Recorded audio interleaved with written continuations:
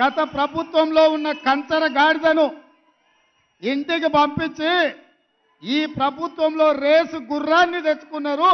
ఏ రేసుకు పోయినా ఆ గుర్రానిదే గెలుపు. ఆ కంచర గాడిదకు మళ్ళా అధికారం అనేది కలలో మాట అన్న సంగతి మీరు చెప్పాలి సార్.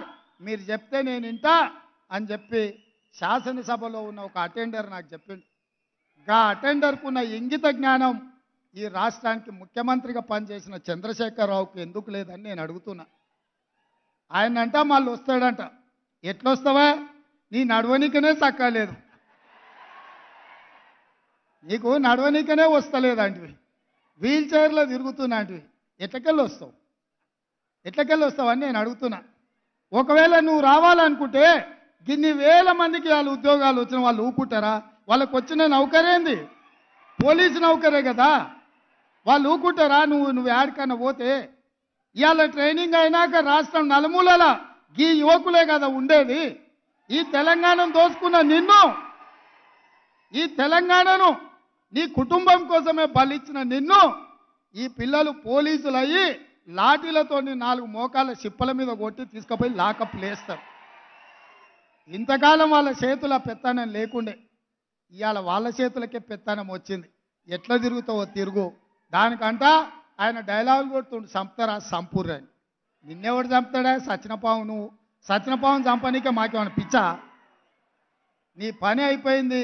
కేల్ కథం, దుకాన్ బంద్. ఇక చిన్నగా మళ్ళీ మొదలు పెట్టిండు సానుభూతి కథ. ఆయన మంచంలో వండుకున్నా, సావు నోట్ల తలకాయ పెట్టినా తెలంగాణ సాధించిన అని చెప్తే పిల్లలు చూడలేదు కాబట్టి నిజమేనేమో సారు ఏమైనా సావుకు దగ్గర పోయొచ్చిండేమో అనుకున్నారు. ఇవాళ నువ్వు ఆడే డ్రామాలు అన్నీ చూసిరు.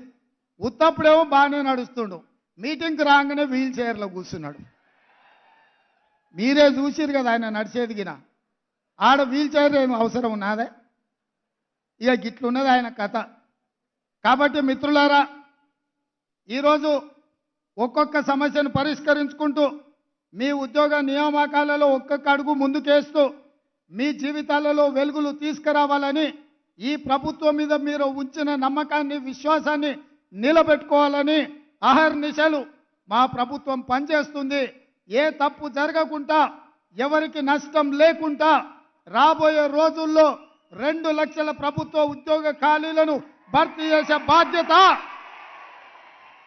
తెలంగాణ పబ్లిక్ సర్వీస్ కమిషన్లో జరిగిన అక్రమాలను నిలువరించి ఆనాడు పోటీ పరీక్షల ప్రశ్న పత్రాలు జిరాక్స్ సెంటర్లలో పల్లి బఠానీలలాగా అమ్ముకుంటున్న కమిటీని అందరినీ రద్దు చేసి ఇంటికి పంపించి కొత్త కమిటీని, కొత్త చైర్మన్, కొత్త సభ్యులను నియమించినాం. అందుకే ఇవాళ గ్రూప్ 1 పరీక్షల్ని 10 ఏళ్ళు నిర్వహించలేదు. ఈరోజు 567 గ్రూప్ 1 పరీక్షల్ని నిర్వహించడానికి మా ప్రభుత్వం మంజూరు చేసింది. ఈ 10 ఏళ్ళు నియామకాలు చేపట్టకపోవడం వల్ల వయసు మీరి ఊరికి పోలేక ఉన్న నిరుద్యోగ యువకులకు 44 సంవత్సరాల నుంచి 46 సంవత్సరాలకు వయసు పొడిగించి ఎవరికి నష్టం జరగొద్దన్న ఆలోచనతోటి అందరికి అవకాశం కల్పించినాం. అందుకే నిరుద్యోగ యువకులారా, ఈ తెలంగాణ రాష్ట్రం మీది.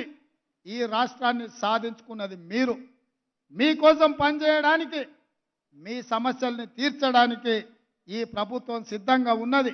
ఏ విధంగా అయితే పబ్లిక్ సర్వీస్ కమిషన్ నుంచి పోటీ పరీక్షల నోటిఫికేషన్లు విడుదల చేస్తామో, పోటీ పరీక్షలకు ప్రిపేర్ కాండి, మీరు సన్నద్ధులు కాండి. ప్రభుత్వంలో, ప్రైవేట్లో ఉద్యోగ ఉపాధి అవకాశాలు కల్పించే బాధ్యతగా నేను తీసుకుంటా. మీకోసం కృషి చేస్తా. రాబోయే 10 సంవత్సరాలు నిరంతరం రోజుకు 24 గంటలు 10 ఏళ్ళు మీకోసం కొట్లాడతా, 10 ఏళ్ళు మీకోసం చేస్తా. 10 ఏళ్ళు ఈ బాధ్యతలో ఉంటా. మీరు ఆశీర్వదిస్తే ఇంకో 10 ఏళ్ళు కూడా ఇందిరమ్మ రాజ్యం ఉంటుంది. చంద్రశేఖరరావు, నీకు సూటిగా సవాలు విసురుతున్నా. ఈ 10 ఏళ్లలో నీ శాతనైతే ఒక్క ఎంటిక వీక్కొని చూడు, అప్పుడు నీకు తెలుస్తుంది.